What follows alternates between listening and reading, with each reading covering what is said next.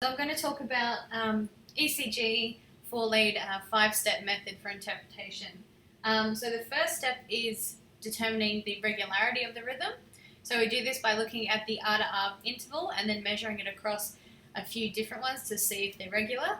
So if they are the same distance apart, the rhythm will be regular. If it's not, it's irregular. Then we can say, is there a pattern to it, or if there's no pattern to it, it will determine if it's irregularly irregular or regularly irregular. So if there is a pattern, we say it's regularly irregular, and if there isn't one, it's irregularly irregular. The next thing we'll do is calculate the rate. After that, we'll look at the P wave. So with the P wave, we want to see that it's upright and rounded, so we know that it's coming from the SA node. Where it's positioned, so does it precede a QRS complex, or does it come afterwards, or is it buried within it?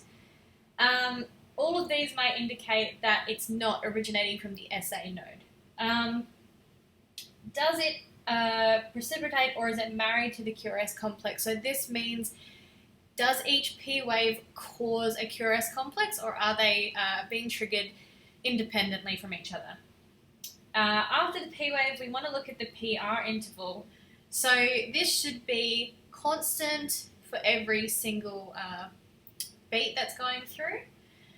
So if it is constant, is it in normal range? So the normal range of it is 0.12 to 0.2 seconds, or 3 to 5 little boxes that we count. So what we're looking for here are AV blocks, because this is how we can determine what type of AV block it is if it's not within that time frame. And if we have determined that it's longer, we need to see if there are changes over time in the length and if there's a pattern to it as well.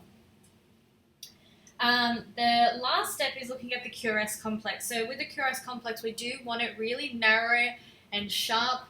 So we're looking that it's coming from the ventricles, and the origin of the rhythm is coming from the atrium, coming down. If it's wider, we can say that it's a ventricular rhythm, possibly.